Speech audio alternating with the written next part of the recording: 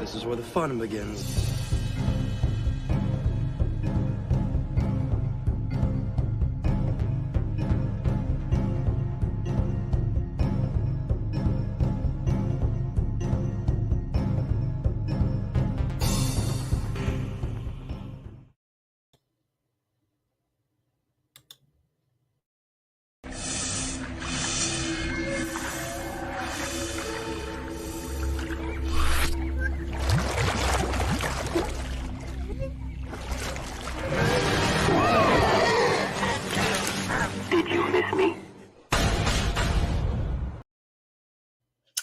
Hello, everyone, and welcome to an impromptu live stream on my channel, OG Star Wars.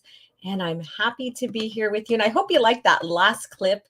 And do you know what game that came from? So let me know in the chat. I am here because there's something that I wanted to discuss, something that I've been sick and tired of seeing since Andor. We kind of discussed a little bit of it, addressed some of it on Spacing last night. And I wanted to go ahead and break this down. And it is about Andor and how they're saying breaking away from the classical storyline is better for Star Wars, I guess you could say. And so I want to go ahead and address that, as well as demeaning George Lucas and his creation and making Tony Gilroy the next or the only or better than George Lucas when it comes to storytelling in Star Wars. So here I am. And let's go ahead and see who's in the chat before I really get into this. I have things to share here as well. December 10th at 5 p.m. Pacific Standard Time. I am having a members only watch party of Clone Wars Volume 1.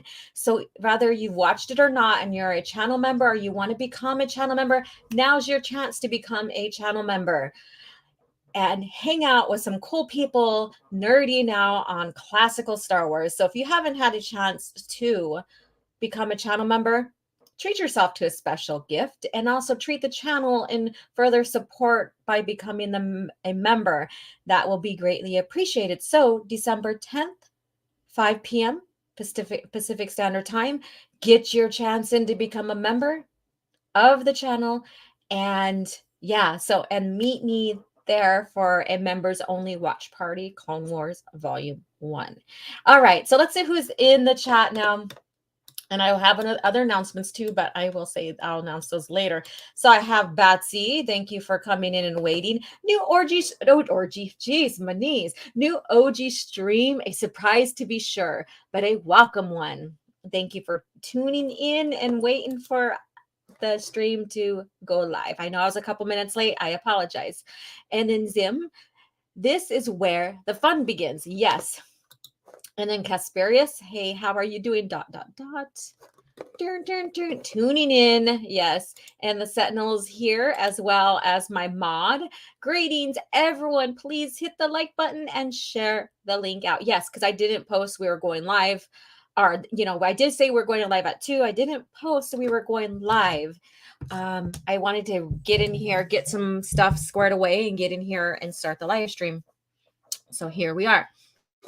And then we have Rodimus Prime 21. OG did watch video I sent you about George Lucas referencing the novels. Yes, and I will make a short little video out of that and add it to my George Lucas playlist here on the channel. Thank you so much. Hello, OG and chat. Oh, you mean, watch the video that, okay, I'm thinking about someone else who sent me something else. I get stuff sent to me all the time. I apologize. I will watch it tonight. I'm sorry. And I have family still here over from Thanksgiving. Yeah. And so I will, and I will leave a comment.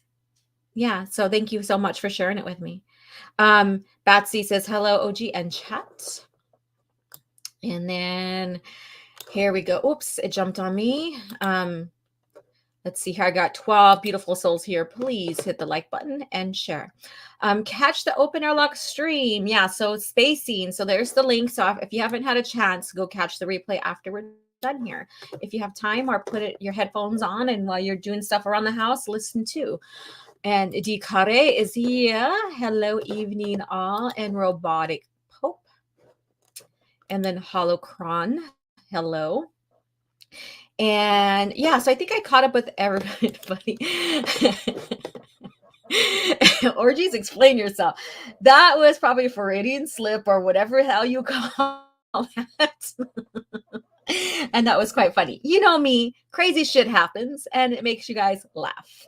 And Fractured Filters is here. Hello, everyone. And Durag, Damask. Hello, Damask. Yeah, you guys recognize that name? Damask. And the video also explains that George Lucas originally only wanted 6 movies. Exactly. Yes, exactly. And that's a thing that this is where the fun begins. This is not gonna go past me now. I lost a viewer. Maybe the orgy's lost.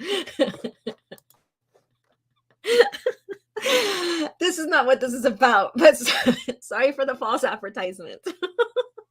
Oh my god. Okay, the Sentinel says Sith orgies is greater than monk Jedi. There we go. All right, so let's go ahead and get into this article. But first of all, I want to share with you guys some things that came from the Star Wars archive. So this is basically the development of the OT. It's like an interview with George by Duncan. The guy's last name is Duncan.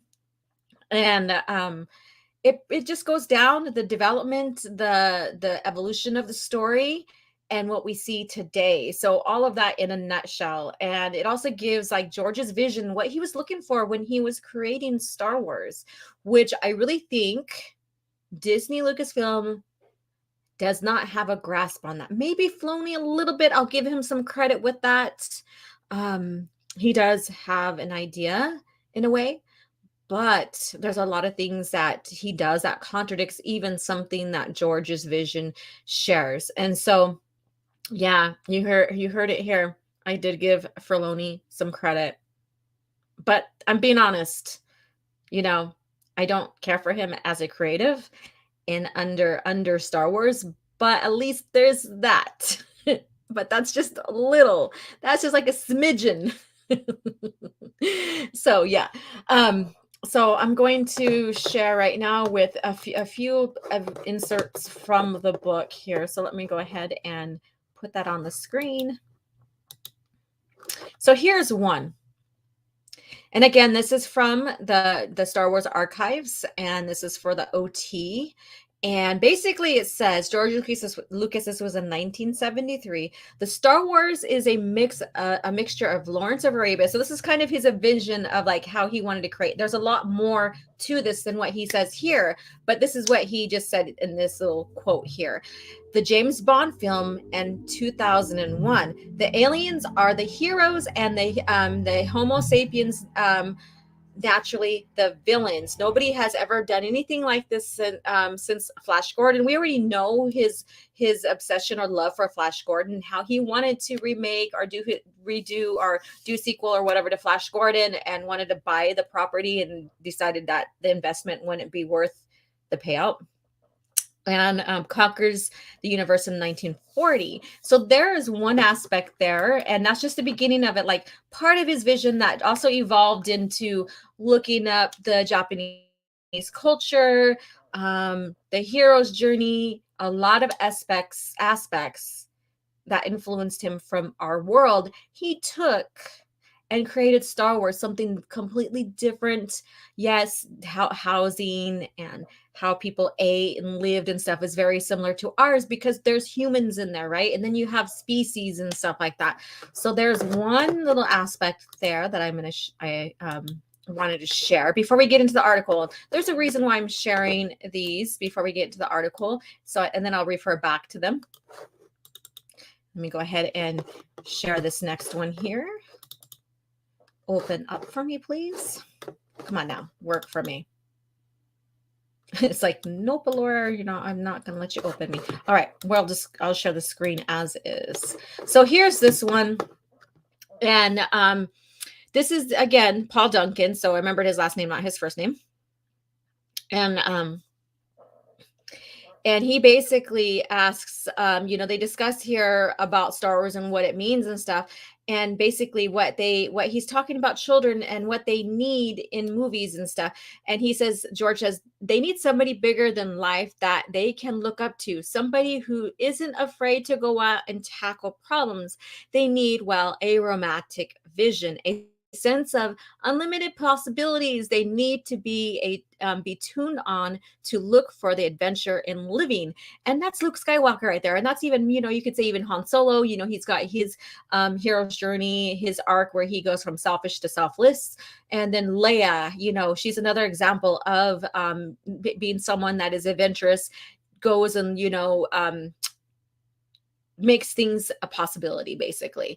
And Duncan then asks, when you were doing PR for American Graffiti, you talked about this new film that you were working on called Star Wars, which you described as a mix between 2001 Space Odyssey, Lawrence of Arabia, and James Bond. It was very clear that you've been touched by the reaction of young people to American Graffiti, the impromptu, I can't even read. The impetus behind Star Wars feels as though they are to show people the way forward, to mentor people. I just wondered when that started for you and also why. And I just left this last comment down here. Well, I think genetically I am a self-righteous son of a bitch. So yes, he calls himself that. But the point here, and I didn't share the rest of it, but is basically George's aim, to what he said before Paul Duncan, reiterated all of that, is that he wanted to give hope to the children, hope to young adults, hope to, teenagers, that they can go out and make a difference, give them a romantic vision of a society that could be and overcome, basically the hope during the time of when George was younger here in 1973. Where we were, seeing the aftermath of Vietnam War and all the turmoil during that time, how movies were kind of doomsday in that time. And he wanted to give a fun adventure hope to the audience there. Let me go ahead and scroll up to this here. And let me see if they'll let me open this one. There we go. The other one, nope, it's not going to let me. All right. So with this one here, Duncan says so survival comes a matter of how the society groups together to fight that. And he goes, mythology and storytelling gives you something to hold on to. When we are 11 or 12 years old, we are starting to think on our own. We need something compatible with the church and all the mythologies we have been growing up with. Now, notice today that people are downplaying churches, religions, even some spiritualities, because it's not fitting today's narrative. But clean at secular aspects, like we want those people to believe what we believe because we have the truth and they don't have the truth. We need something that builds compassion and opposed to selfishness. Star Wars is broken down to be a simple, that simple. I embroidered it into that other things, like ultimately it's about selfishness versus selflessness, the two sides, and we are all born with both. We have the power to choose between them. Star Wars is based on a symbolic relationship. The superstitious part is there is a God, the Force. So, he's like, liking the Force to God, even though it's not really something that people worship and stuff, or something that is bigger than we are. And that's what the Force is. It's something bigger than everybody else, and it controls, it flows through, the little aspect of the Force. We have power over it, and that and it has power over us, which is to say, if you don't work in the ecosystem that you are in, then when you pull yourself out, it collapses. And if you keep doing selfish things, pretty soon the whole thing will collapse as well. So you've got to keep things in balance. You can't be 100% good person, but better yourself, because you aren't perfect. But at the same time, if you Go to the light side. You will find more happiness and things will work better. The world will be a better place. So basically, he describes a little bit of balance there, and that's being good, working, striving to be good, or going to the light.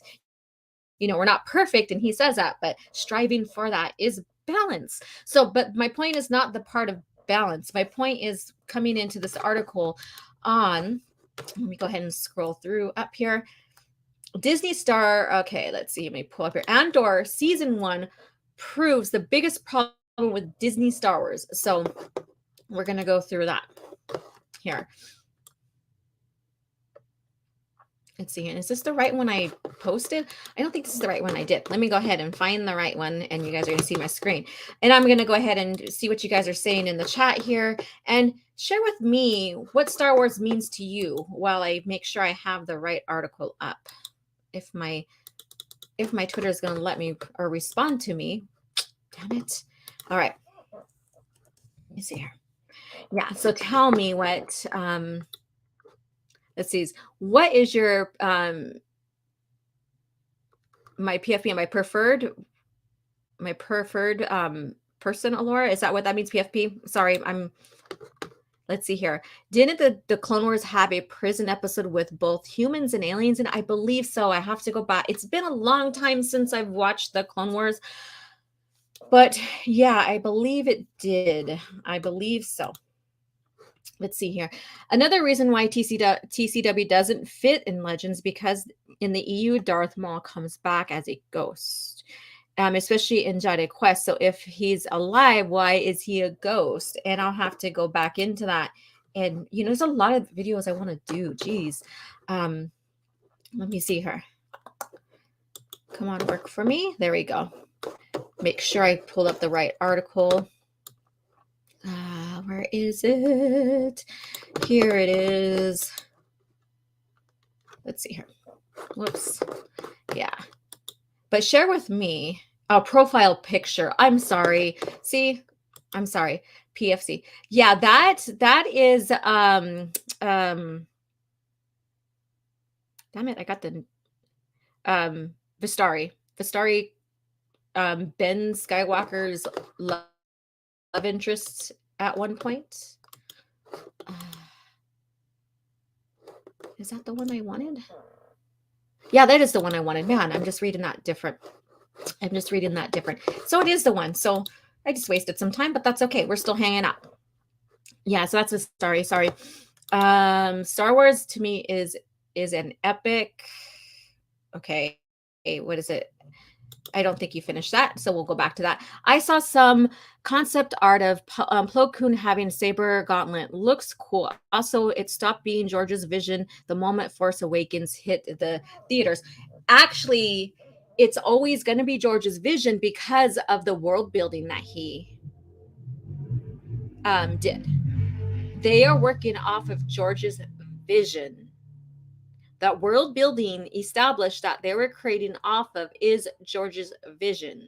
So so that should never stop. The vision, the world building should never have left. And that's why I said, if one thing Filoni, and this is like a little praise to him, like I said, that you will probably never hardly hear me praise him, is that he does understand basically some of George's vision and carries it through. So let's see here. So basically, Andor season 1 proves the biggest problem with Disney Star Wars. And let's see here. So season 1 of Andor has proven Disney Star Wars issues, Disney Star Wars issues on Disney Plus, and here's how. It in decades following Disney acquisition of Lucasfilm, audiences have never seen Star Wars project like Andor. Yeah, because, well, if you're gonna say, and we'll get into this, and I'll allude what I'm going to say too. Both spin-offs and prequels of Rogue One and Star Wars star Diego Luna reprises his role. Blah blah blah blah. In reality, Andor is an ensemble piece featuring Stellan Skarsgård. Okay, so they're given all the names here, but in addition, it is also stellar cast. So that I'm not downplaying anybody's acting and stuff like that. So, however, with Lucasfilm latest series has definitely been a breath of fresh air. It also managed to prove the biggest problem with Disney-owned Star Wars. So here we're going to get into that and more. So there's a reason why I pulled up those articles as well. So even since Lucasfilm was acquired, Star Wars under Disney banner has existed in two eras: the theatrical and the streaming era. I wouldn't say they're eras. I would just say those are just this is a multimedia franchise that is under one continuity of canon, or is supposed to be. And we see that pre-Disney as well. From 2015 to 2019, Lucasfilm churned out live Star Wars films, including the sequel trilogy, blah, blah, blah. But then weeks before Lucasfilm's last Star Wars film, The Rise of Skywalker, debuted, Disney launched the series Mandalorian. So basically they started putting Disney Star Wars on on their streaming platform. In addition to the final season of Clone Wars animated series, Lucasfilm premiered season 2 of The Mandalorian. So they're going down to the breakdown. Meanwhile, the Star Wars theatrical slate remained blank, but that's not to say that the studio didn't try. So theatrical, so they're meaning theaters. They just decided not to do anything due to the pandemic, due to wanting to make their Disney Plus more popular with Star Wars content as well, as Lucasfilm had not done before the Star Wars streaming era began. Yeah, so there was hardly any streaming platforms pre-Disney, and anything that was a show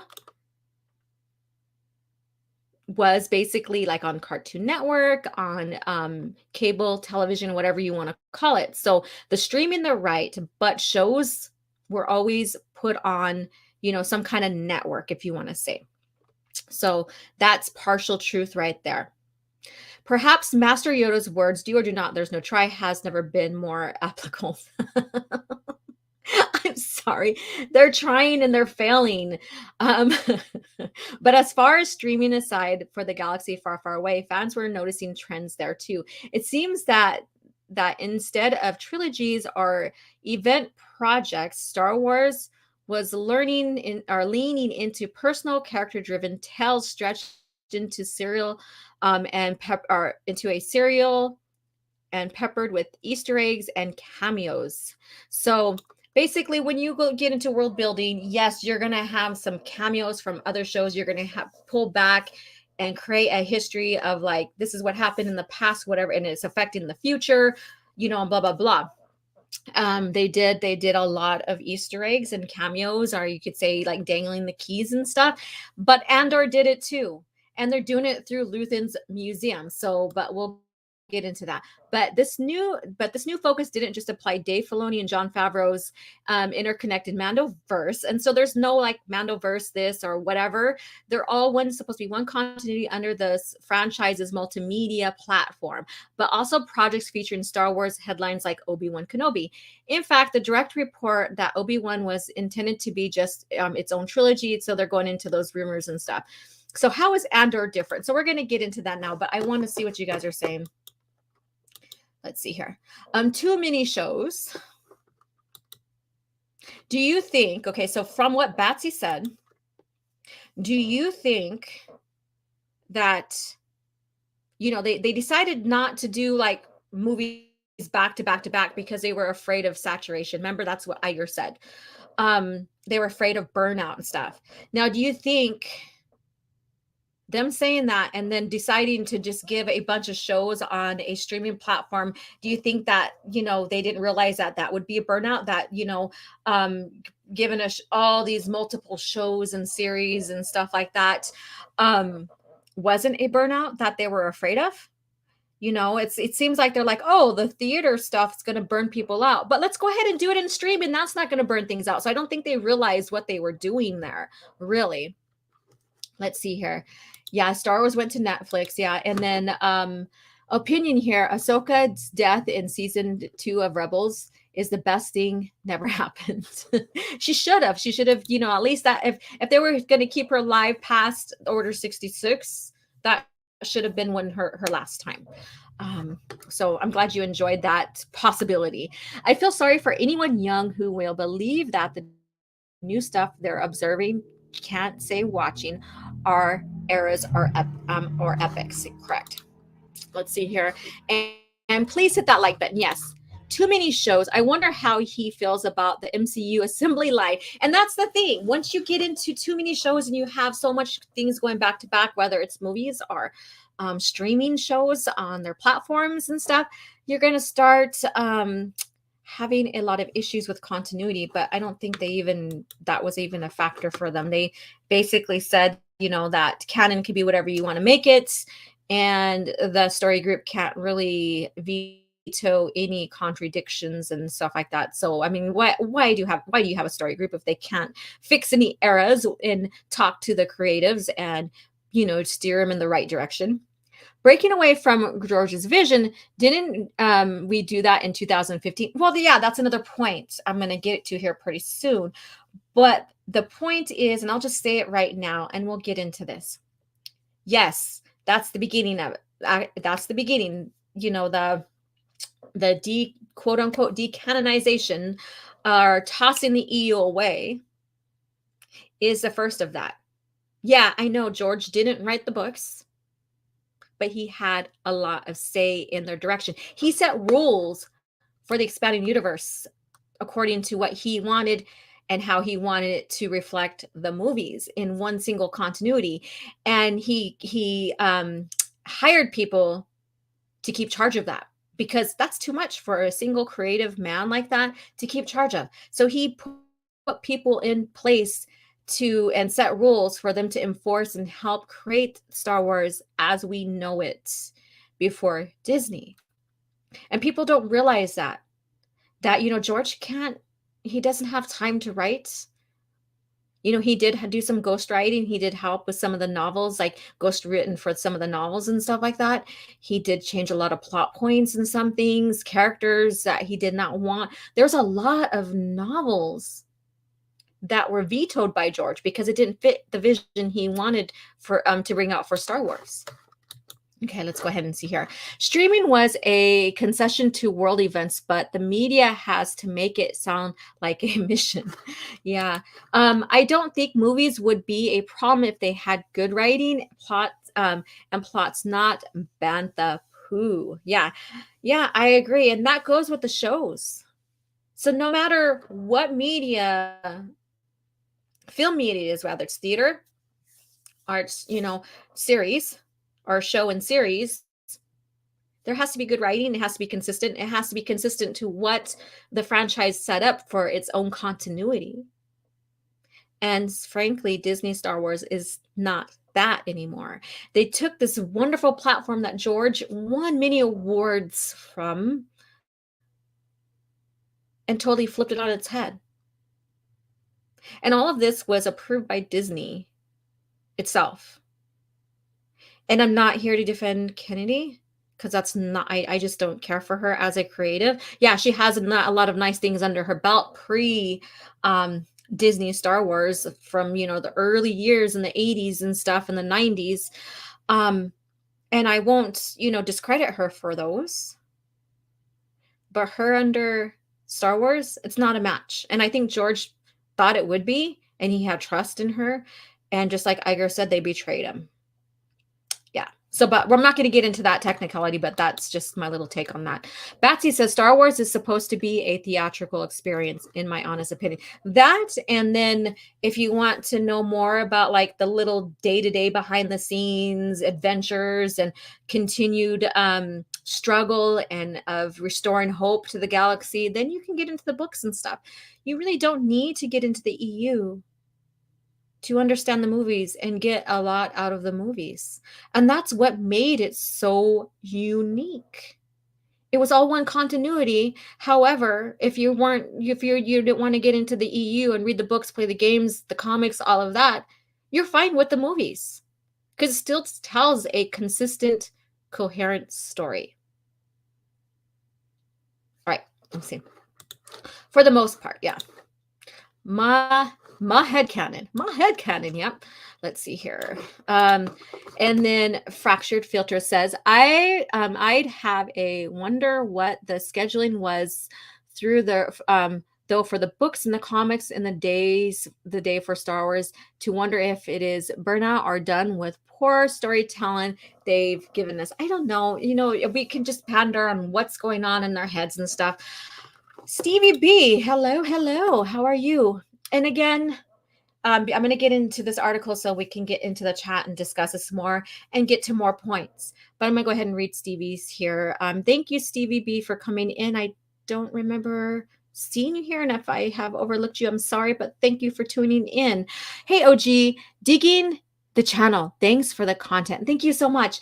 And again, if you guys have not had a chance to become a channel member, do so before the 10th of December, 5 p.m. I am having a channel members only watch party of the Clone Wars 03. Hang out with a bunch of, channel member nerds and have fun watching and discussing that series. We're doing volume 1. All right, so I will get you guys other comments here pretty soon. Let me go ahead and go through this article. Let's see here. Sometimes these are painful to read, really. Leading up to Andor, 3 episodes premiere on September, blah, blah, blah, blah. So they're just talking about when it came and blah, blah. For season 1 spanned 12 episodes, the longest live action Disney Plus Star Wars show to date. And it was helmed by Tony Gilroy, and I didn't want to go ahead and clip everything he said, but because you heard me probably discuss it or seen me discuss it on Twitter, on Coffee Chat, and on the spacing, basically, he doesn't like Star Wars. He doesn't want to follow continuity, so he's sticking his nose up towards Star Wars. And it really shows in here, especially when you hear people on Twitter and stuff like that saying it's a good sci-fi show, but it's not Star Wars. And that's why I like it. And that's why we're getting into this article. It was who, despite having doctored up Rogue One, he just doctored up, was self-confessed casual fan at best. Andor was also shot on. He's not even a casual fan. He doesn't like Star Wars. So this is just sugarcoating something, the garbage he says. He was like, I don't like Star Wars. I've never watched it, and I wouldn't do a movie. And that was him discussing when he went in to help with Rogue One. So to me, all he's doing is getting a paycheck, because he even said continuity is hard. He doesn't want to follow it, basically. And he should have total creative freedom. And this is what this article is all about as well. Andor was also shot on location and with practical sets instead of Lucasfilm pride and joy, the volume. There were also teas of high body count and the adult-oriented edge. So they basically, it was shot on set and all of that. But we're going to go ahead and scroll down here. Let's see here. Where are we? Okay, here we go. Whoopsie. I hate when those articles make it jump. Well, all of these points are key differences. The biggest departure was, with the exception of Cassian and Mon Mothma, and this is where we get into this, the series lacked the key ingredients of typical Star Wars story, namely familiar characters, lightsabers, and Jedi and Sith mythology. While this surprised viewers and critics at first, Andor's release was well received. No, it was not well received. Oh, stupid article. I hate when they jump up with these articles here. I need an article block, basically. How do I get out of here, dumbass? There we go. And as the season marched on, its strengths only grew stronger, and as did its converts. So no, a lot of people were not very much impressed. We're saying it's mediocre at best. There are people who are praising it. There's always going to be people who praise it. There's people who praise The Last Jedi. So what is it about, or what is it about Andor? Why was such a different Star Wars story without the hallmark of Star Wars story so great? Perhaps the answer is Andor got what Disney Star Wars has been getting wrong. So they're critiquing Disney Star Wars right here, but it gets into George's soon. So this is another reason why I wanted to get into this article. So first of all, it's great because it doesn't have the familiar characters. It doesn't have fucking aliens in there. It doesn't have, they should have shown why the rebellion's forming. And that is mostly about xenophobia. Not mostly, but, well, I guess you could say the xenophobia against the aliens, the suppression against them, and how they govern, all of that. So the aliens species, like all the different species, it's not, Star Wars is not mainly humans. Basically, humans are the minority when it comes to like species. Like it is the aliens that were impacted a lot more because of the xenophobe. Yeah, they did imprison humans, and stuff like that, but the majority of their, of the conflict was basically alien versus humans. Basically, the empire was mostly humans, with the far few exceptions of like Thrawn and stuff like that. So we can't discredit that. And that's why I showed that clip about, George saying it's, aliens against the villain humans. So there's still that concept there within that. So let me go ahead and scroll down here. Andor is arguably the best example of an ideal standalone Star Wars project. No, it's just standalone. There's nothing Star Warsy about it. It's just maybe at best, maybe like a sci-fi project, and how the brand can bump out of the borders. Why? It's showrunner Tony Gilroy's vision. That kind of remarkable given that Lucasfilm historically has serious trust issues with penchant for interfering. For example, Phil Lord and Chris Miller were fired from Solo well into production and replaced by Ron Howard, and Gilroy were brought in to fix Rogue One. And there's even speculation that the Book of Boba Fett was the product of a studio mandate. So let's see what they're saying here. So there you go. But since Andor was spared the interference, the series is actually more like the original Star Wars trilogy than its recent counterparts. Now listen to that. The series is actually more like the original Star Wars trilogy than the recent counterparts. What do you guys say here about that? What do you guys think? Let me see here. What do you guys think about that? And wow, you guys had a lot to say, because I had to scroll all the way down. And hi, Matt G. How are you doing? Thank you for tuning in with the coffee. What is my first EU novel? Truce at Bakura. Okay. Yes, definitely saying we are breaking away from George's vision in 2022 is like saying the internet thing has gotten a bit popular in the last 25 years. Okay. Let's be honest. She was just serving probably really crappy coffee. Yeah, I kind of, I know that analogy that people say about her. I've been making a list of Star Wars figures. Best thing about Star Wars for me right now. Yeah, and I would love to see that list of that and what you have and what you need to get. I've always loved nerding out and talking like that with people and what they're collecting, what they're enjoying, all of that. Still don't like Andor at all. And then they wasted so many resources on making Andor. They called Andor, they didn't call it. They stated Andor is world building. I would say it's rebuilding, and this is what Tim said last night. It's rebuilding. It's destroying the world building that George did. That foundation is nearly gone now. That George, and that foundation, the world building, like I said, is like his vision. His vision put into concrete building of Star Wars. So his vision concrete down as the world building. It's gone. It's gone. They're rebuilding. It's not world building, they're rebuilding. And people are okay with this. People who were upset about the EU being decanonized and legacy characters like Luke Skywalker and the myth of Star Wars being destroyed because of The Last Jedi, they are now okay. People are okay with this. They're okay that it's not Star Wars. They're okay it's destroying, it's rebuilding the mythology that George created, his vision. They're okay with that now. Think about that. Think about that. Yeah, you can like it. Yeah, but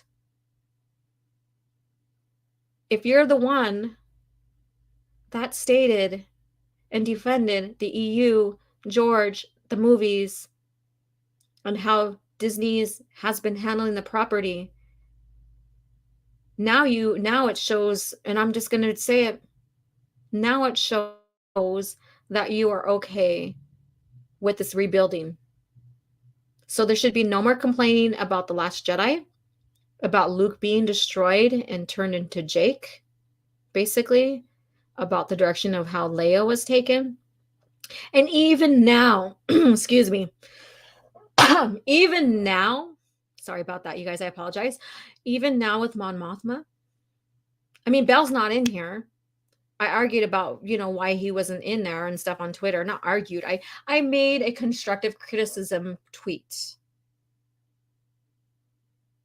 But in reality, Belle is one of the people that are the leaders of the rebellion and supported Mon Mothma so much and helped her get out of sticky situations, supported her. Like I said, he should be involved in this, but he's not. And maybe I should be happy he's not.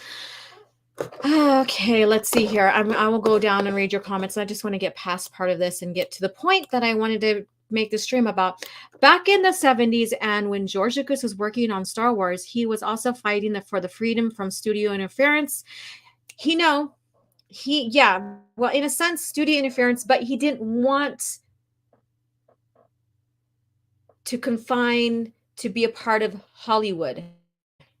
He wanted to do his own story. And this is what this is going to say here. To tell stories, he wanted to make his own rules. He wanted to tell his own stories. He didn't want them to tell him what to make.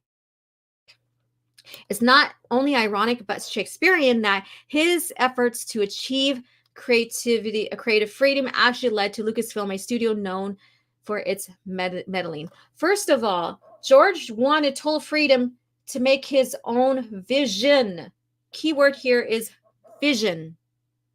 And from that, he created this world building and wanted his company to keep continuity to it. So anybody that came in to create, whether they're author or whatever, that creative person, that creative, had to abide by the rules set by George and the company to keep continuity to the saga, to the canon. So it wasn't willy-nilly, everybody can create their own stuff for creative freedom. That's not what happened when George created his franchise. And this is what they're coming up to for conclusion. But when comparing Lucas's own trilogy to Andor's, intricate storytelling against the Book of Boba Fett or even Obi-Wan Kenobi, it's hard to deny that freedom of vision makes for a better product. No. The question now is, why did Lucasfilm reverse course and allow Gilroy to carry out his vision?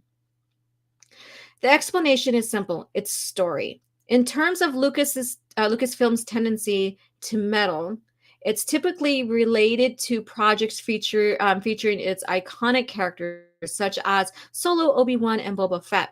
The studio's protectiveness is understandable, especially in the wake of backlash for how sequel trilogy handled the original cast.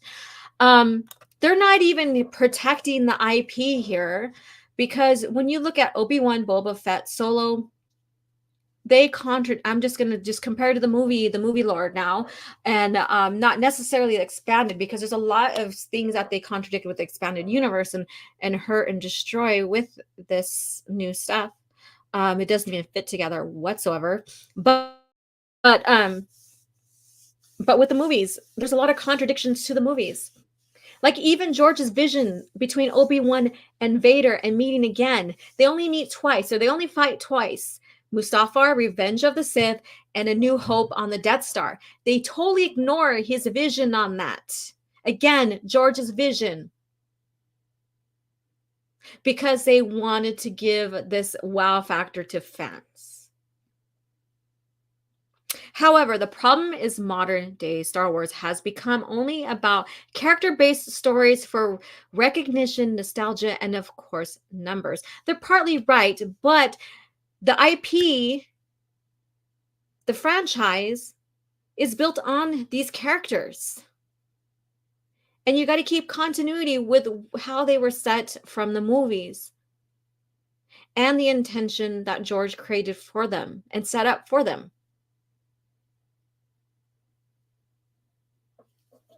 And they're right about the numbers too. Nostalgia, there's a, you can have nostalgia. There can be parts where it's like, oh, wow, blah, blah, blah. But how you do it will determine if it's overrated, where we come into the member berries and stuff like that. In fact, every single live action Disney Star Wars project to date has been named after a character, including Andor. Well, that's fine. That no one has a problem. You have novels that are named after characters as well as, named after the event that pertains to them. But again, where Andor differs is that apart from Cassian and Mon Mothma, the show is an ensemble of unknowns caught up in something bigger than themselves. In short, Andor is story-driven, not data-driven. Star Wars has always been story-driven. It's always been lore-driven. Where did you get this data-driven from? Yeah. Once again, making it more like the original Star Wars trilogy than today's other Star Wars story. So they're still comparing with what is coming out today. Which I think is a fair critique, but this is to prop Andor up. So they're saying it's okay to break away from maintaining continuity. And like I said in the beginning, like when I began the stream, when I talked about Tony, is that he did not want to keep continuity. He wanted his total creative freedom. In the end, this Diego Luna-led series proves the quality. Creative storytelling doesn't just create inspiring and popular characters, it also builds fans. Now you guys are already catering to fans that are there. The very fans that think The Last Jedi is good. And then, yeah, so I'm just going to leave it at that. If Disney Star Wars was more story first instead of building plot. What? Okay, I didn't read this part. If Disney Star Wars was more story first instead of building a plot around recognizable characters would be free to execute their vision. First of all, plot is what drives the story. You have to have a purpose of, going from point A to point B. The characters drive the plot. That's the difference there. The plot, carries the story. The character drives the plot. And if you're going to have a story about a character, then a specific character, then that's what the story is about. That's where the plot focuses around, and then that character drives that plot. And then you have the basic secondary characters, the supporting role characters, all of that. And then it goes on to execute their vision without the restraints of canon and the studio.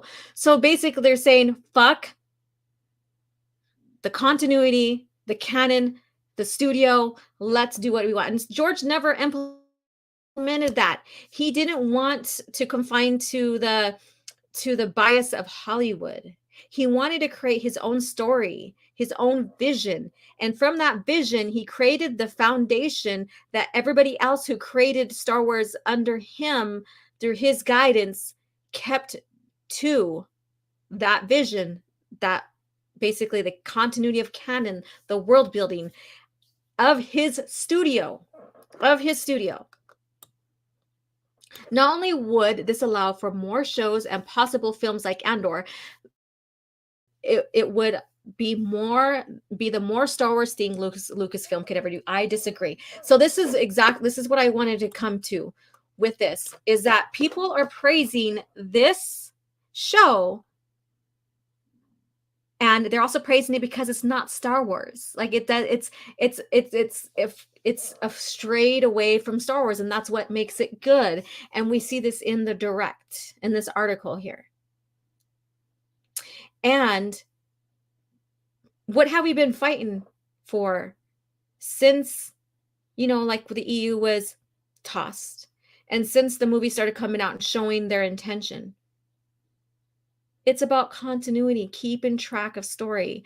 These people don't want to, Tony doesn't want to be stuck on continuity. He wants to do his own thing, which strays. Once you start straying away from the world building, the continuity and stuff, it ceases to be Star Wars or whatever franchise you're in. It ceases to be that. It's just a generic story that looks kind of familiar. And this is what we're coming to, you guys. This is what we've been talking about since day one. Some of us, like my channel came to be as it is because of The Last Jedi. That was my breaking point. I should have done it earlier, but before The Last Jedi, I was watching Matt Wilkins and other people talk about the EU, keeping the EU out in front of people, keeping it alive, wanting continuation, even if it's its own timeline of, at least publish the stories that were still in progress when the buyout happened and they decided to toss the EU and discontinue those stories that were in progress, the games, what have you, the comics, what have you. This is the intention they were looking for from the start. You should have known it when they tossed George's treatments that he gave them to kind of keep envision to what Star Wars is about. Now, did he really envision for his stories to go that way? We will never know. I'm thinking that it's just something he spit out for them, but that's just my theory. But since they tossed it and they said they betrayed George, that was one of the signs that people should have been aware of, that they are going to rebuild, not use the world building that George set up for them. They were going to rebuild Star Wars. And this is it right here. They've been testing the waters these many years. These shows are testing the waters, seeing how fans are reacting to it. Now you're seeing fans that protect, we're up here protecting the EU, talking out against the tossing of the EU and the destruction of the legacy characters and the world building of George's movies and all that. And now they're praising this. I know I sound like a bitch, but right now I don't care. I really don't. I'm being truthful here. And sometimes, truth hurts, I guess. I don't know. But this is the reality. This is what's going on. And if you like Disney Star Wars, I guess that's good. I mean, like what you like. I'm not here to tell you otherwise. I'm here just to point out the obvious. That what we know of Star Wars is no longer existing. The vision of George is now dissolving in the mud that was where the foundation was laid. And they are okay now. They are okay now with not even using the world building, not even staying in continuity to Star Wars, to the movies. We are seeing this breaking point right now. Andor is it. If the Galaxy Adventures cartoons didn't catch your eye on testing the waters with how they can remake the vision of Star Wars without really remaking the OT and the PT, this should be a mud pie in your face about that. Really, it should be. And I'm not saying that you guys feel this way at all. I'm just saying in general. So I'm sorry if I sound like a bitch. Well, I'm not sorry. Sorry, not sorry, I guess. I used to hate that word. So let me see what you guys have to say here. I'm just going to start from where I left off and move down the line here and we'll talk. Andor, the character, is a selfish person. Yes, he is. And I said this on Spacing last night. Everything that's guiding Andor right now has nothing to do with the Empire, really, in a sense, and the rebellion. He acts out and accidentally kills one of the security guards and then is now most wanted. That's his own actions. That has nothing to do with him being cheated or hurt by the Empire.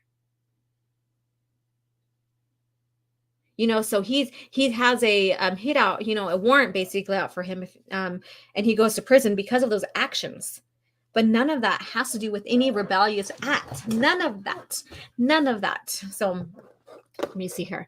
Let's see here. So glad I don't give a fuck about Disney or Duck Disney. Yeah.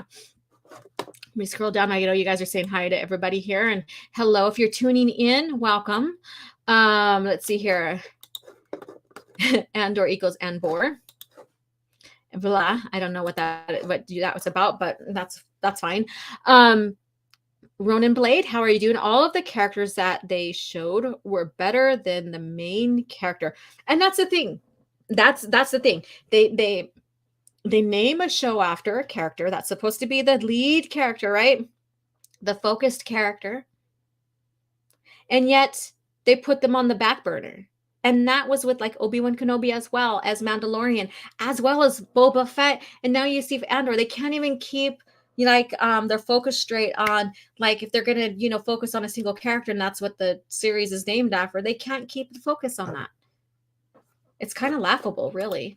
The thing that sets Star Wars apart from most franchise are lightsabers and the Force, Sith Jedi. Okay, so this exactly, thank you so much. That's the part I want to get into, of the world building, of George's creating the mythos, creating the myths of Star Wars, this modern myth of hope and stuff. That is the Force, whether it's only mentioned. Like, if you get into the X-Wing series, there's not much about the Jedi, the Force, and all that. It's a action series of the cleanup and liberating Coruscant and whatever little events that occurred from that. And so it's a separate story from the Sith and the Jedi type of arc, but it's still Star Wars because it still has those elements in there, even if it's talking a little bit about like Cornhorn, contemplating his family heritage and his discovery. And then also, the little things of may the Force be with you and all this other stuff. So those little things still has hints of it, but it doesn't focus on those. It's still kind of a standalone story. I don't think that's what they're getting either. They're like, oh, it's a standalone story without those mythos and stuff. That's a key point there. Once you start breaking away from the mythos that George world builded into his story, like the creation of Star Wars and the mythos and everything that's integrated in there, you cease to being Star Wars. You cease to being this lore that was created so brilliantly. Okay, let me move down here. You just become just another generic sci-fi fantasy or whatever you want to call it. Batsy says, and I'll click on that. Not every show should be about Force users, but this is more, but it's more interesting. And like I said, I referred back to the X-Wing series. That's a main one. And there's a couple others that I mentioned too. Like even the Han Solo trilogy. It may have like a one scene with Vader in there on I think it's the second book. I'm not sure. It's been a while since I've been back and read that trilogy. But it still had the aliens. It still had the world building. It still gave us hints of the Force, basically. All of that. The drive of the rebellion forming. one sets of the plans being taken. It still had all those little elements without having any Jedi or Sith in there. Well, like, which is with the small little parents.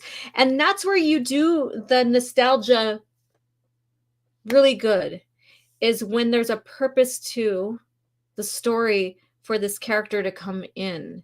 And so the Han Solo trilogy is perfect with that when they brought in Vader, unlike Rogue One, where everything else can be forgotten.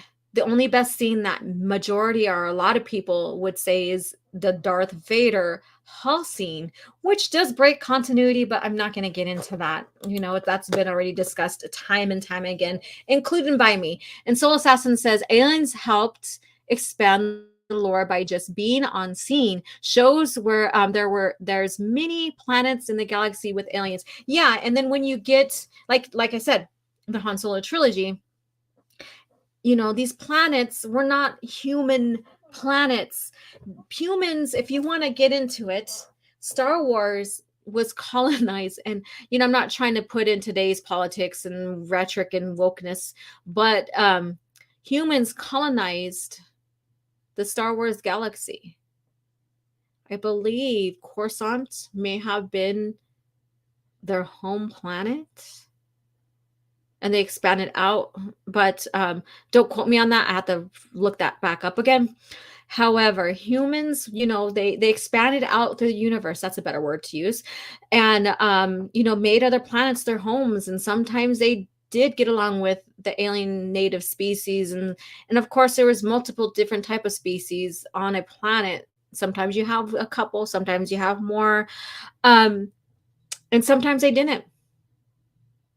And then you had other species expanding out and wanting to conquer, like the Rakata and stuff. So you have this like evolution of these species migrating, moving across the galaxy and all this other stuff throughout the time of Star Wars and stuff. But it wasn't just singular human, not even in the dark times. This time, the dark times should be a place, should show the xenophobic empire and what they did to these species, so to give why basically the rebel alliance is forming. It's not just a human specific thing. The reason why Akbar became a pivotal leader in the rebel alliance is that he was a slave. He was Tarkin's slave.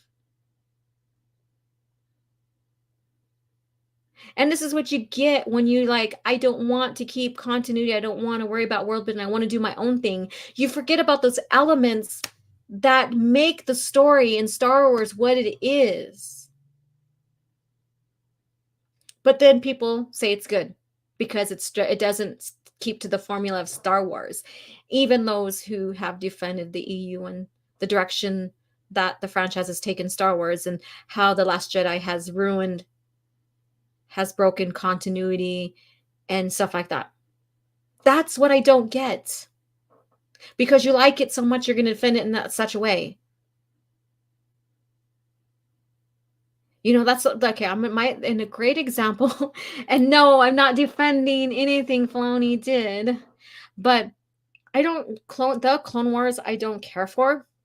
There's many, many reasons, but there are some things I like about it.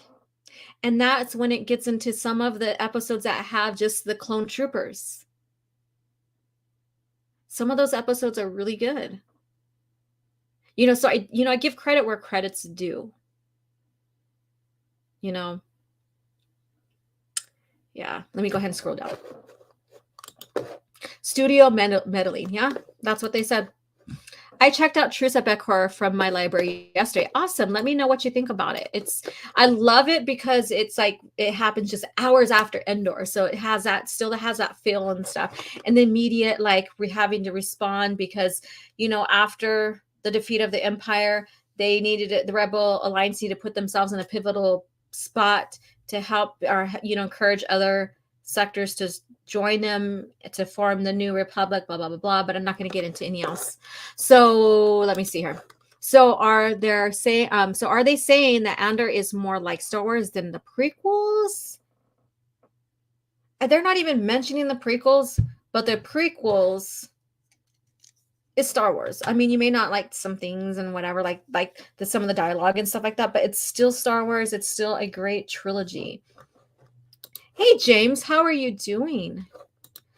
And then Ronan Blade says, Andor came back to the planet he lived on most of his life, gets money, and doesn't buy weapons to free that world of the Empire. Yeah, that's the thing. That's one thing I wanted to bring up and on Twitter is he goes back, he doesn't help. He doesn't help.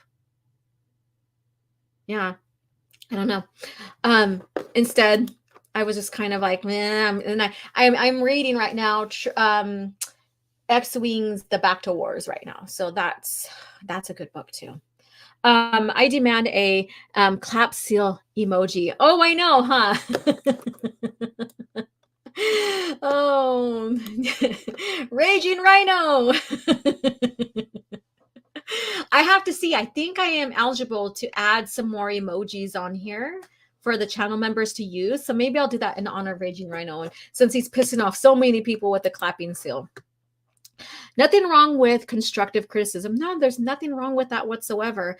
Like I said, I've given credit where credit's due.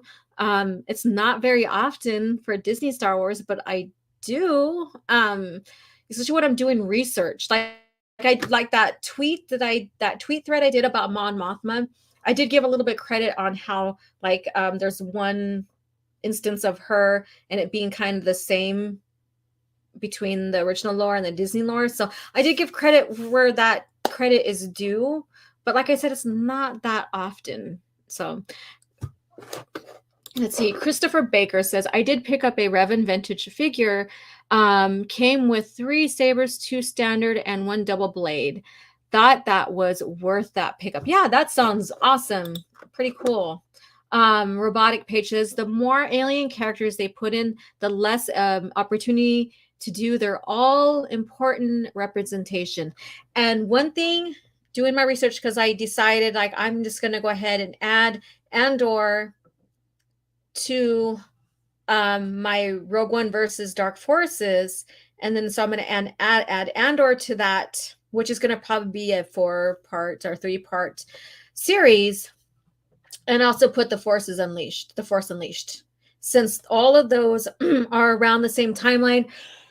Now, am I going to do the Rebels? I don't know. I don't want it to be too much. Maybe I'll pull out some things from there, but it won't be specifically because I won't add Rebels as one of the main players of this compare and contrast in the video or whatever. So but the point I'm getting to is from this research, watching, and all of that, Mon Mothma. Now we know what happened on Twitter, that they wanted this fact. Remember the fact checked stuff that Facebook and Twitter and social media is doing, and over the pandemic and stuff like that. Well, they kind of put that in there for Mon Mothma to talk about forming a fact check commission against something that's going on. And I forgot exactly what the point was to that. I'll have to go back and check it out. But she's promoting a fact-checked commission, which I find funny. So inserting, politics of today in there. Please hit the like button. Yes, please hit the like button. And then Soul says, anyone notice there wasn't any book in the Book of Boba Fett? Yeah, where was this journal or book that he was doing, or whatever?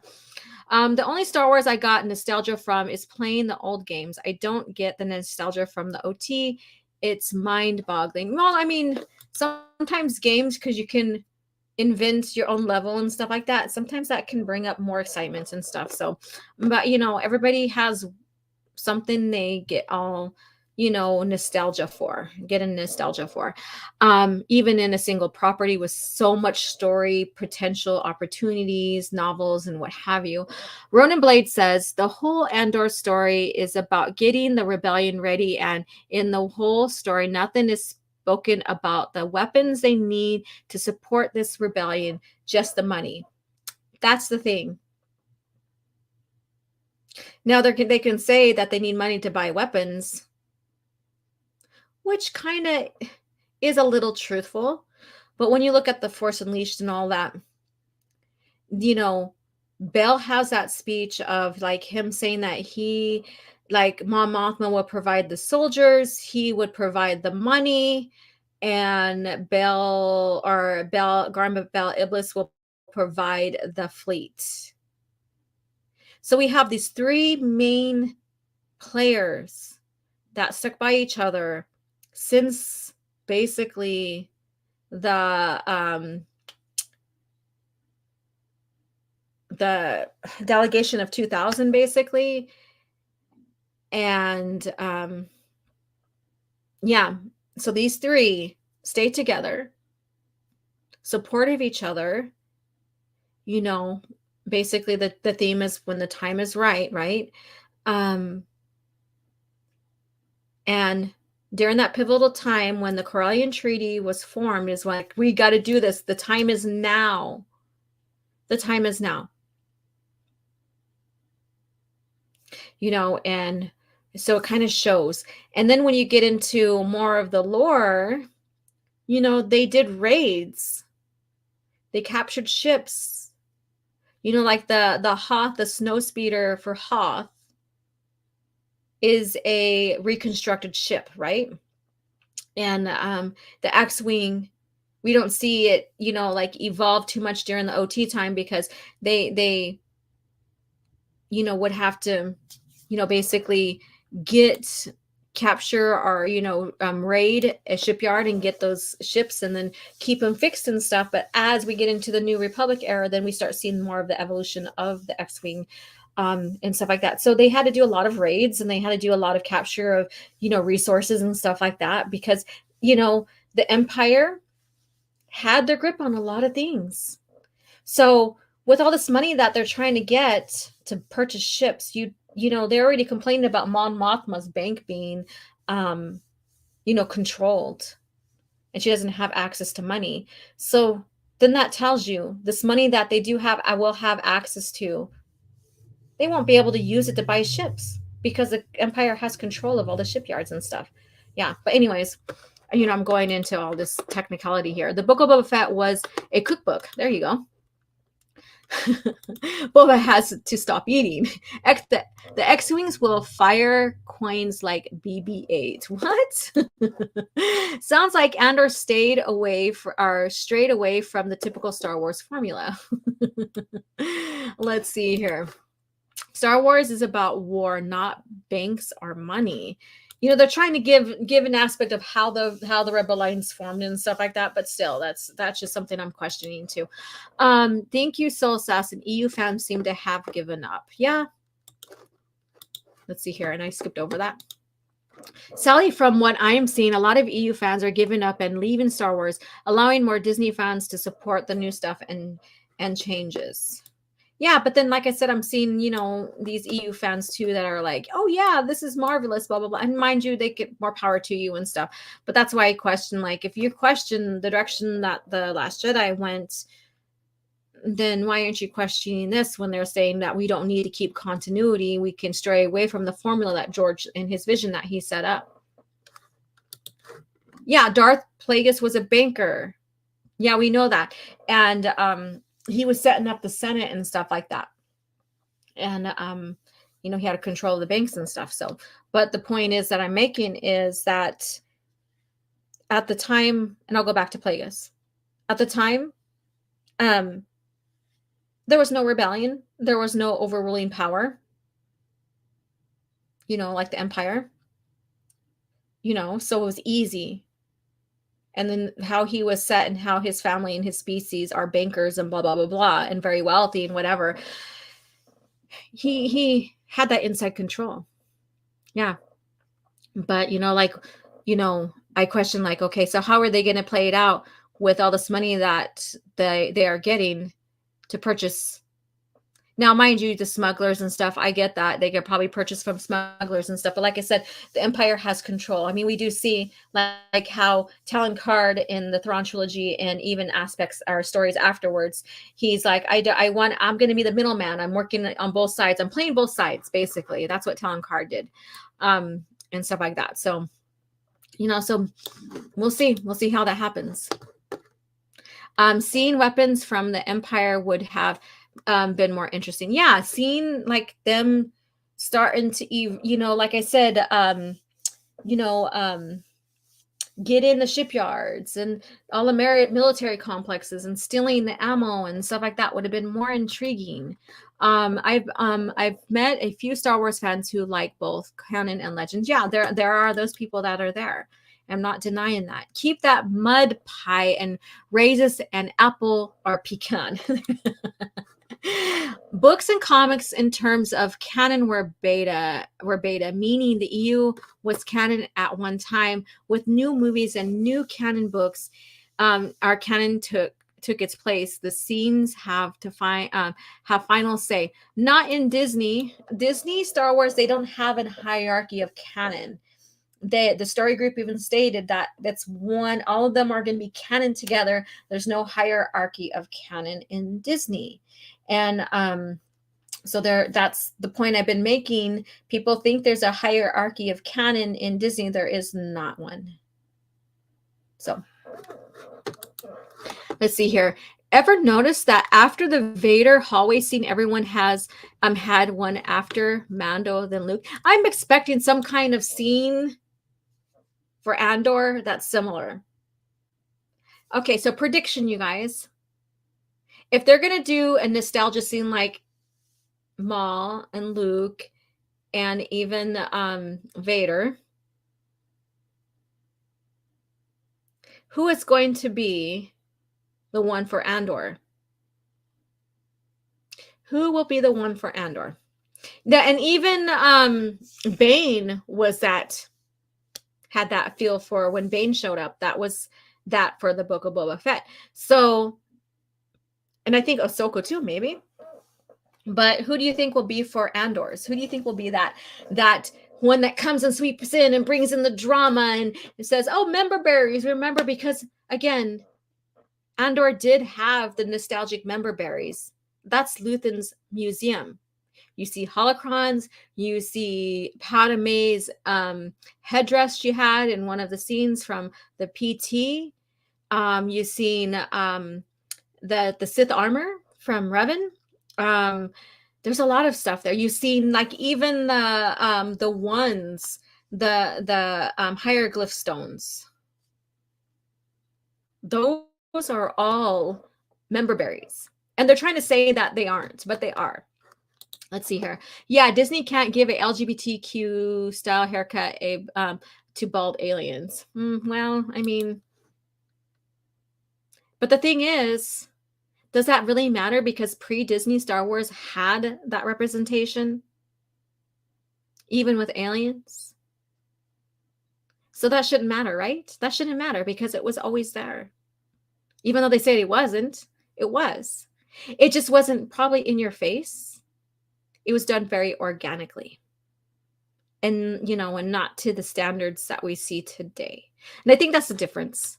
And then Soul Assassin, humans and the Tongs were from ancient Coruscant. Yeah, okay, I read that right. I was going to say Tong too, but we're specifically talking about humans. Yeah. Yeah, so that's pretty cool. So I was right. I remembered right. Savage Opress was a cool character. Then Maul stole his thunder. Yeah, well, I guess. I mean, I don't like the change with Maul at all. Not even him existing. He's one of those. I think that he served his purpose. He was pretty cool, right? He served his purpose, and they should have left him dead. Honestly, they should have left him dead. But that's something that we've been debating on for a long time now as fans, right? Maul and TCW stole a lot of EU characters' roles. Yeah, I see that. I think you are not the only one that pointed that out. Surprised that they didn't make Ventress related to Maul. Laugh out loud. That'd be silly. In my fanfic, okay, so they're saying they kind of did.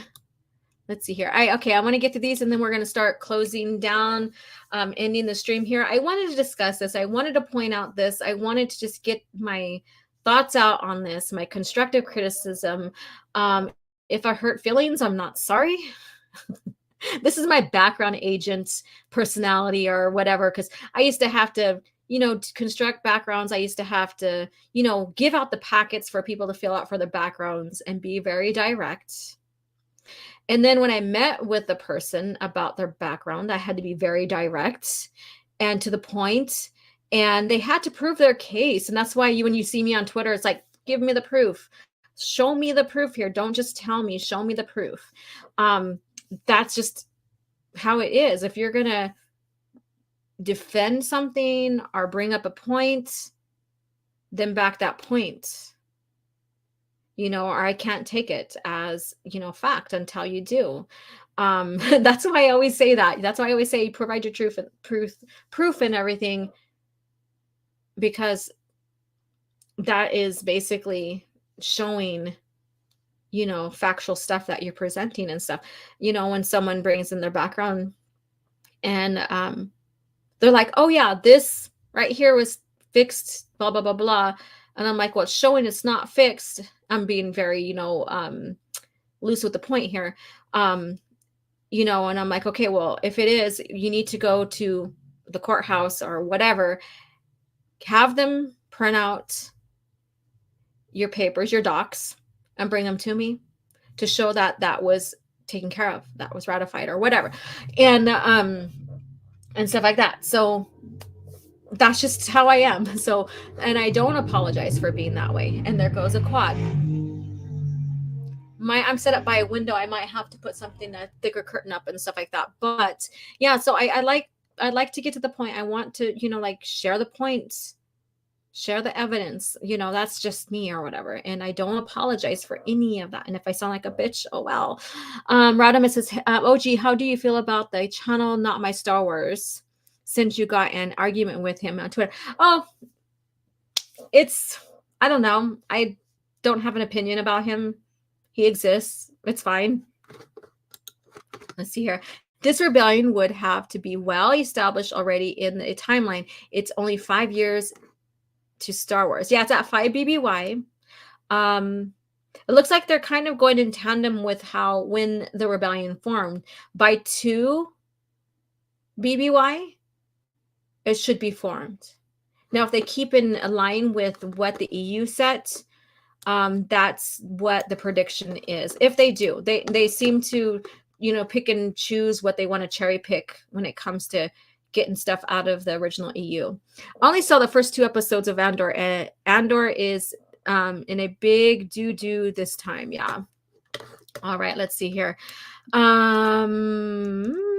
Let's see. Mando had it with women.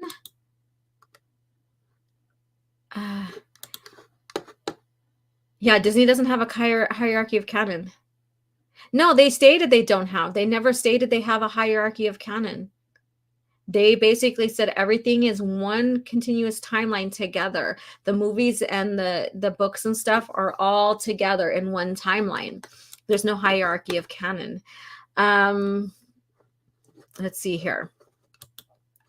Andor episode 1, 2, and 3 were released together for a reason. 1 and 2 are uneventful. Right. And that's the thing. And what's sad is that they're putting them on television or basic program, basic channels or whatever you want to call them. And they're only doing 1 and 2. Is that really going to draw people in? I don't know. Because a lot of the things people say is how boring it was. And I do agree. And that means the episodes that were okay are more appealing. There's not that much of a bar set for that to be accomplished. So, I mean, people really, really want something good with Star Wars, and I understand that. But when the bar is set so low and a show goes past that low set bar. Oh, woo, it's the best thing ever. But they got to consider the bar set so low. There's not much to aspire with it. Bane, Sith, and canon must be part of the Fire Nation. I don't know nothing about that. They had the hallway scene when Andor is escaping the prison. Let's see here. No, Tarkin. You would think he would be, because he is he should be a well-established character in the Empire by then, but he's not. He should be overseeing even the ISB at some point, not overseeing like he's in command of it or whatever, but he is one of the main authorities. Let's see here. If George had his way and Maul returned to the sequel trilogy as rumored, the Phantom Menace would have a new meaning. I think that was an idea because he liked Maul and he liked Talon, Darth Talon. But that concept was being turned into a movie, so it was later taken away out of a movie idea and concept and turned into a game concept. So I have a video about that. Guys, OG was trained by Imperial intelligence to integrate people. My Imperial probe droid. Yes, I need one of those, right? I need something like that in the background of, like, when I get my green screen, I'll put one back there. Hallway scene. Let's see here. OG, the traffic noise is very quiet, no issue. I had someone go by on a quad. It's since then the traffic now is very quiet. But I do, on the reservation where I live at, we don't have DMV laws like state does. And so we have like these off-road vehicles that zoom around and stuff like that. So Disney says that Disney says they don't buy, but they do have a hierarchy. No, they don't. They don't have a hierarchy. So they don't. And that's what the story group has talked about in the past as well. Let's see here. And then one thing here, and he bring up Palpatine, and we're going to close here now. But Batsy says Palpatine struggles to gain power as Empire and 5 BBY. Yeah, that's what they alluded to, is that Palpatine is barely coming into power after 14 years later, which I find hard to believe. He established power from the get-go, from the PT. He gained control of the military from the PT. Yeah, he reorganized it. He reorganized the military. He began to gain control of the sectors, different planets. And there was planets that, didn't fully join the Empire, and he had struggled with, which he went in and bombarded, did some blockades, bombarded, and maybe imprisoned as well. So, you have all that happening leading up to 5 BBY, to where now people are sick and tired of the oppression of the Empire, of the tactics of the Empire, and you should see the forming. You shouldn't see the Empire struggling for power. They have well-established power by then. They still have the Senate intact so that he can maintain power. So they can maintain power. Doesn't mean that the Senate gets to enact any laws and form new laws, because whatever the Empire, whatever Palpatine or Sidious wants is what is enacted, right? So they can vote, and he can go against that vote because he has that dictatorship, I guess you can say, that unlimited power, basically. And stuff like that. So he should have well-established power. They shouldn't have to be provoking them or provoking the Empire, to cause a rebellion, which I thought was really, really weird.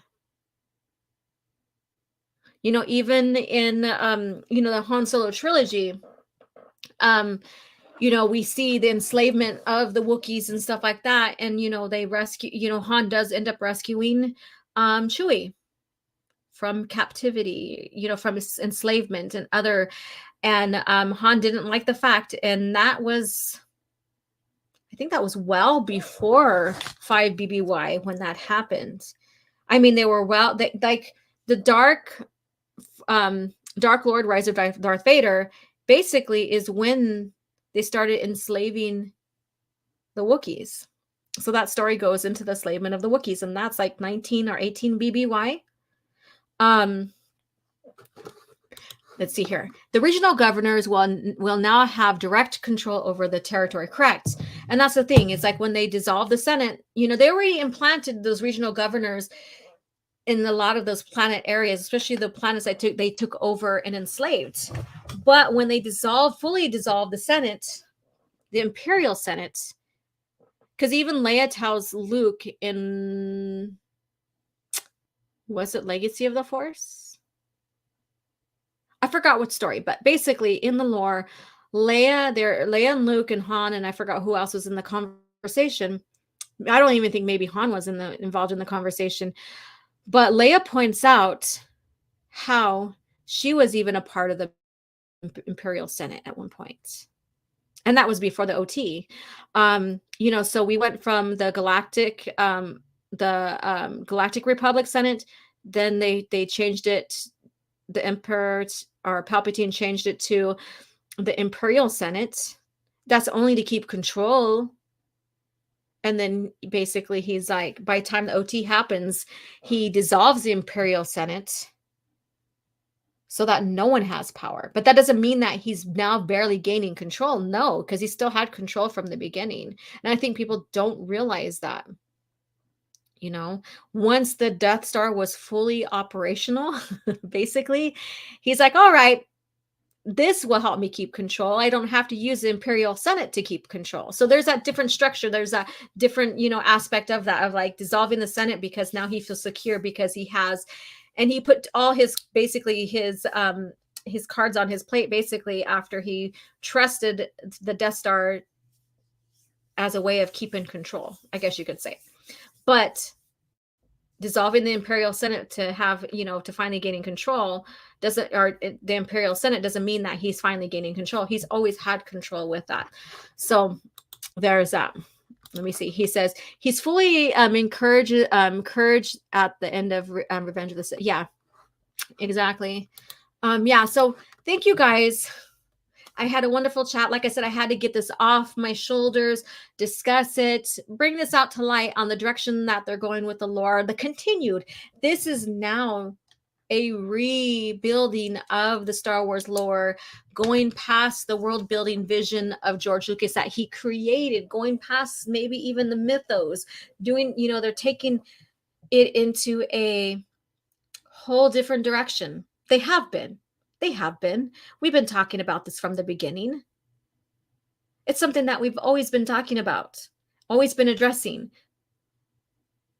And this is coming to light. This is proof. Like I said, these article sites, these pop culture article sites like The Direct and Screen Rant, even though you may think they're shitty articles, journals, pop culture writing, there are some truth to it.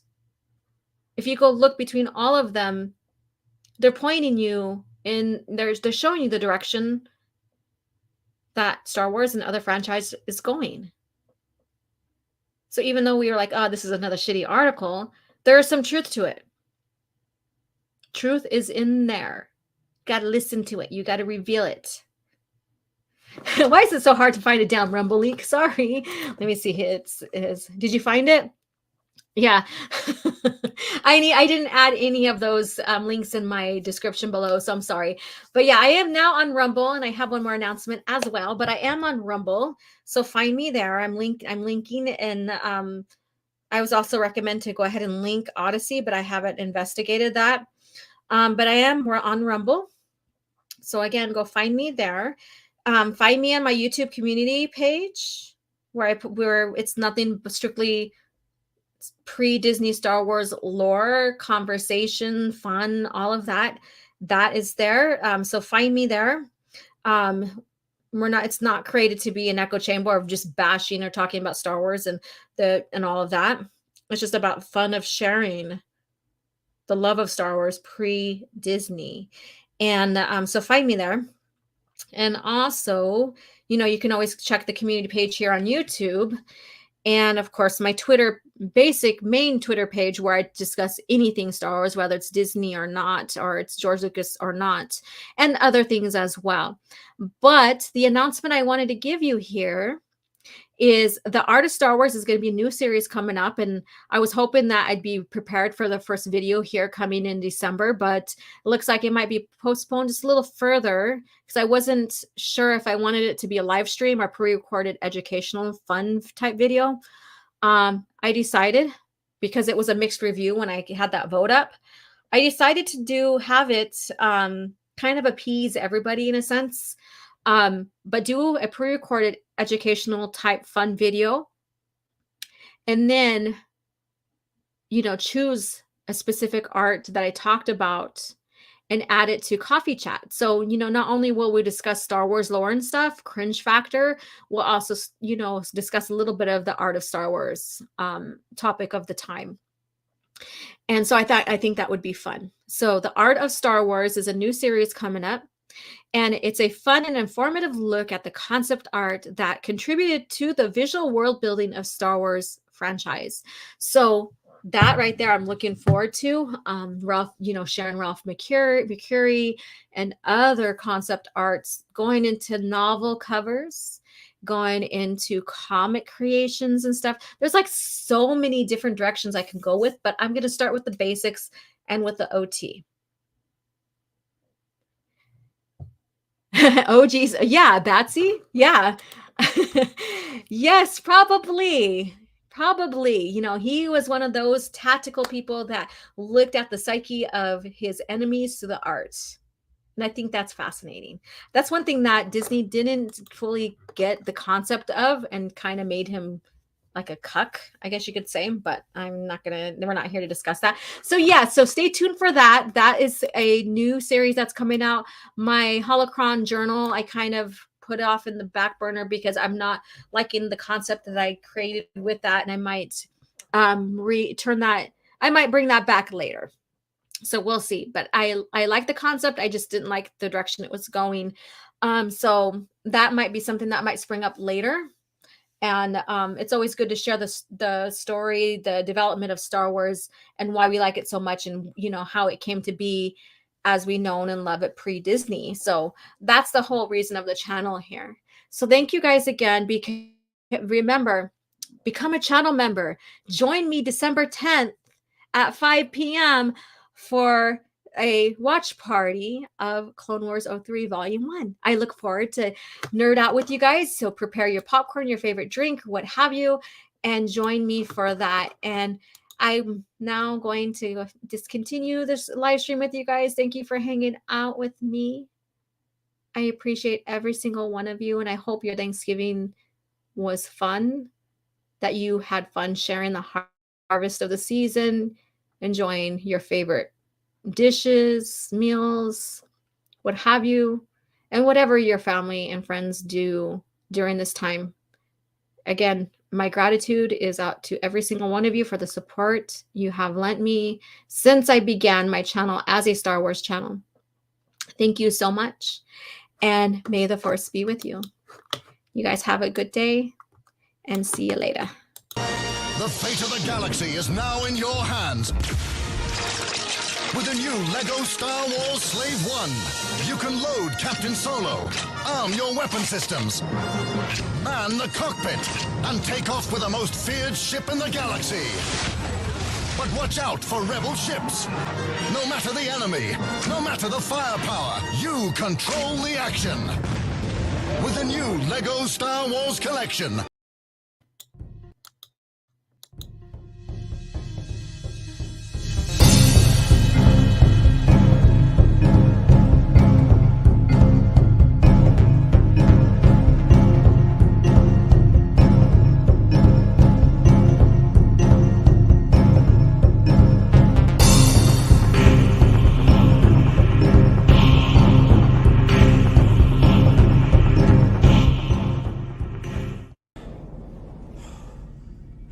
Another happy landing.